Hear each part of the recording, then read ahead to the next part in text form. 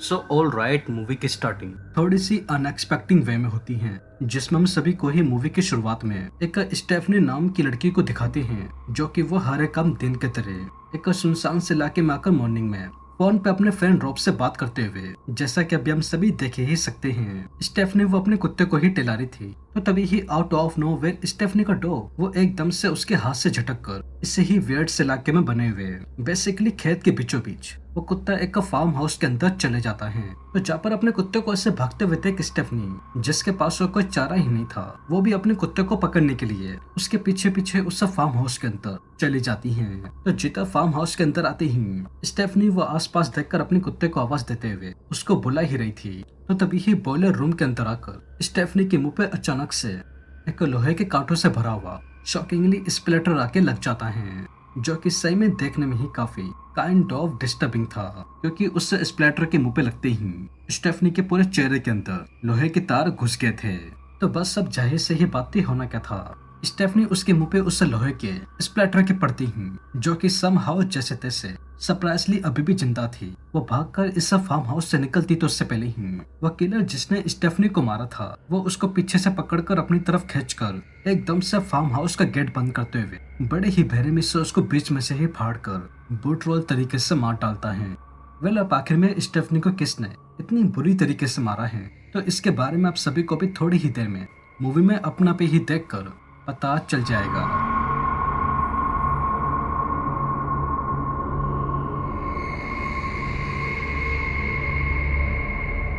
तो बस अब सीन सीधा घूमकर उस क्रिपी इंसिडेंट के तकरीबन एक हफ्ते बाद तो कुछ 3-4 टीनेजर्स कॉलेज के स्टूडेंट्स के ऊपर फोकस होता है, जिन सभी के ही नाम केफ, माइकल, जॉन, उनकी girlfriend Katie, Maria and Sophia को दिखाते हैं। जहाँ पर मारिया एंड उसके सभी ही फ्रेंड्स वो तकरीबन 2 दिनों के लिए केफ के 21 बर्थडे को सेलिब्रेट करने के लिए आमतौर पर सिटी में डाउनटाउन में बनाने की बजाय और कहीं नहीं बल्कि केफ के ही गांव मिशिगन आए हुए होते हैं, जहाँ पर केफ का कोई फैमिली 50-60 साल पुराना केबिन मौजूद था, जिसमें अभी ऑब्वियसली केफ के अंकल एंड आंटी रह रहे होते हैं, उसके अंदर सेलिब्रेट करने वाले थे।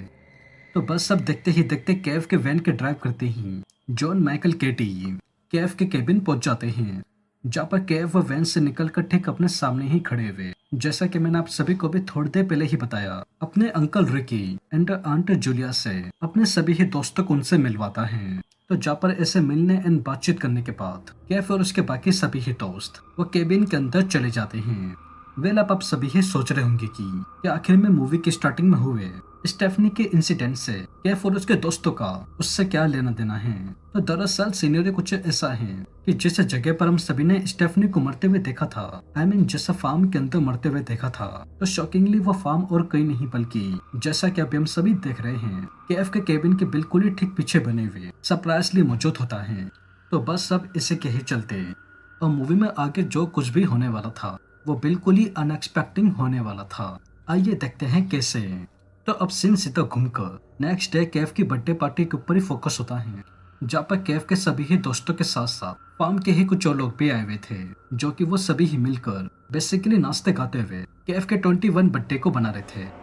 सो बाय द वे अब जैसे तैसे सक्सेसफुली केफ की बर्थडे पार्टी सेलिब्रेट करने के बाद सीन अब इसी ही दिन रात को सबसे पहले माइकल एंड केटी के ऊपर फोकस होता है, जो कि ये दोनों ही केबिन के अंदर से निकलकर खेत के अंदर ही खड़ी हुई अपनी वैन के पास जाते हुए उसमें आपस में इंटीमेट होने के लिए ही जा रहे थे। तो तभी ही आउट ऑफ नोवेयर उस कपल के वैन के ठीक सामने एक अजीब सा जानवर का मास्क पहना हुआ, हाथों में पिग फ्रॉक लिए हुए एक आदमी आ जाता है, जो कि ये और कोई नहीं बल्कि स्टेफनी को जान से मारने वाला ही बंदा था। वो क्रीपी आदमी अपने ठीक सामने उस कपल को देख एकदम से उनकी तरफ भागकर अपने हाथ में लगे हुए पिच फॉक से एक ही झटके में बिना कुछ सोचे समझे केटी के गले एंड माइकल के सर को ठीक ऊपर से ही फाड़कर चितड़े करते हुए बेरहमी से मार डालता है।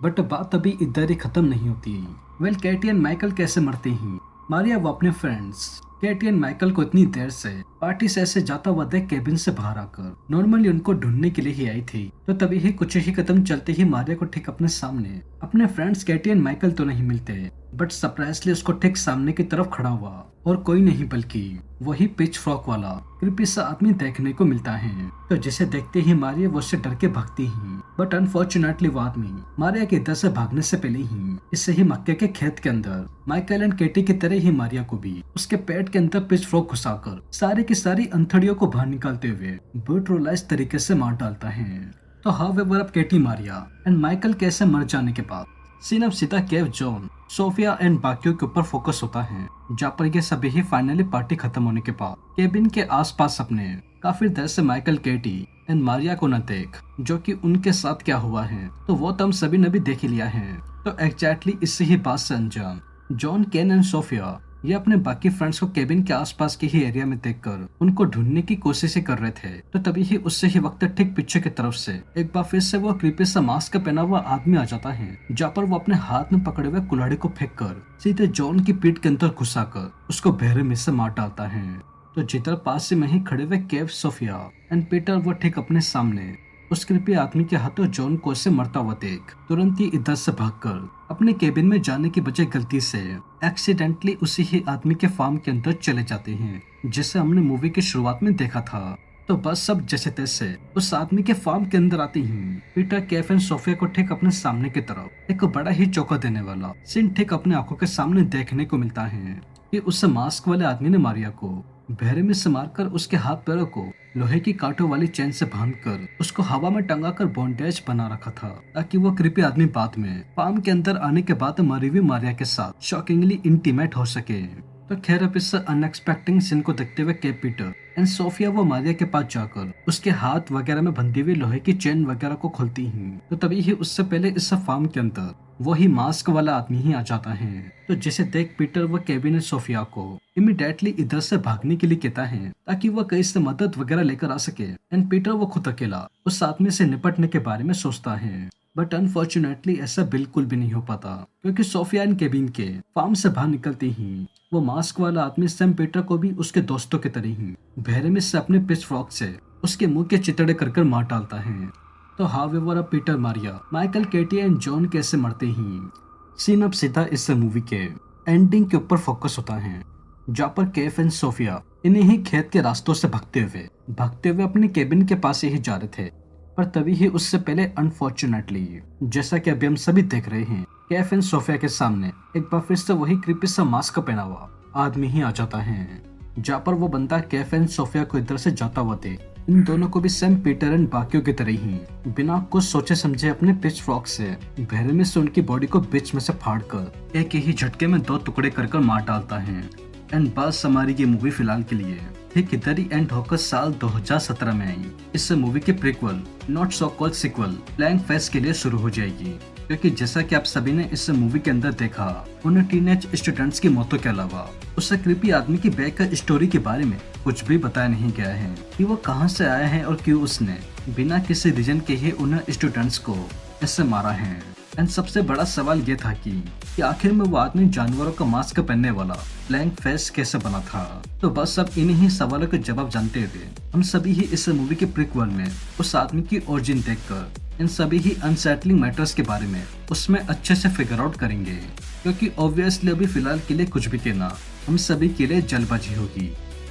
तो वेल दोस्तों, यही थी पिच फ्रॉक मूवी की एक्सप्लेनेशन एंड आई होप आप सभी को ये वीडियो जरूर पसंद आई होगी। और अगर वीडियो पसंद आई हो तो चैनल को सब्सक्राइब किए बिना और वीडियो को लाइक किए बिना बिल्कुल भी मत जाइएगा, क्योंकि मैं अपने आने वाले वीडियो में ऐसे ही और मूवीज के एक्सप्लेनेशन लेकर आता रहूंगा। तो तब तक के लिए take care and peace out.